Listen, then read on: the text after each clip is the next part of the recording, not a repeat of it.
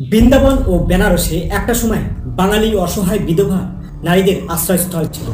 কিশোরী, তরুণী বা মাঝবয়সী যে বয়সেরই বিধবা হোক না কেন, সংসারে বাড়তি বোঝা হয়ে পড়লেই তাদের একমাত্র স্থান ছিল কাশী কিংবা বৃন্দাবন। আর কাশীতে তো মুক্তিভবন নামে একটি বাড়ি আছে, যেটা একমাত্র বিধবা অসহায় নারীদের আশ্রয়স্থল। সাহিত্যিক প্রফুল্লচন্দ্র রায় এই মুক্তিভবন নিয়ে একটি উপন্যাসও লিখেছিলেন, যে উপন্যাস নিয়ে একসময় একটা সিনেমাও তৈরি হয়েছিল। সে গল্প অন্যদিন। আজ কথা বলবো পরিচালক রাজশ্রীর নতুন ছবি সাদা রঙের পৃথিবীকে নিয়ে, যেখানে বাঙালি অসহায় বিধবা নারীদের এক মুক্তি ভবনকে ঘিরে।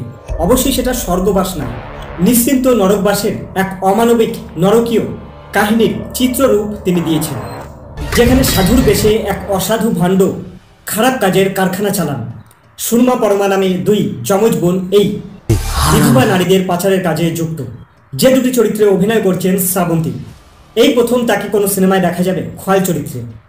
রাজশ্রী চিত্রনাট্যে এই কুচক্র ভাঙার জন্য এসেছে ছদ্মবেশী পুলিশ, সাংবাদিক, এদের নিয়েই যেমন তিনি জটিল ধাঁধা তৈরি করেন সিনেমাতে, তেমনি কাশীর ঘিঞ্জে অন্ধকার গলিতে চলে দৌড় প্রতিযোগিতা। ছবিতে ব্যবসায়িক ফর্মুলা অনুযায়ী কয়েকটি নারী চরিত্রের মুখে রয়েছে বেশ গালমন্দ, এমনকি শ্রাবন্তীর মুখ দিয়েও যৌন সুশ্রী মার্কা সংলাপও বাদ পড়েনি এই ছবিতে।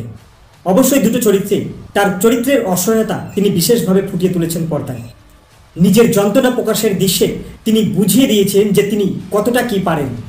সৌরসেনী মৈত্র তিনি সুযোগ কম পান টালিগঞ্জে, কিন্তু এই ছবি দিয়ে বুঝিয়ে দিয়েছেন তিনি যে টালিগঞ্জ তাকে ঠিকমতো ব্যবহার করতে পারেনি এখনো।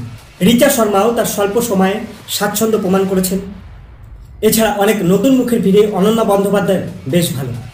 ভদ্রবেশী ও অসাধু নিগুড়ানন্দ চরিত্রে অরিন্দম শীল যথাযথ অভিনয় করে গেছেন। এছাড়া পরিচালক রাজশ্রী নিজে বৃদ্ধ বয়সী অশান্ত প্রেমিকের চরিত্রটিও মন্দ করেনি। তবে এখানে বলা ভালো, পরিচালক রাজশ্রীকে তার সাদা রঙের পৃথিবীর থেকে বিশেষ করে মনে রাখবো তার আবার কাঞ্চনজঙ্ঘা ছবিতেই। আজকে এই পর্যন্তই, দেখা হবে আবার পরের ভিডিওতে। বাই।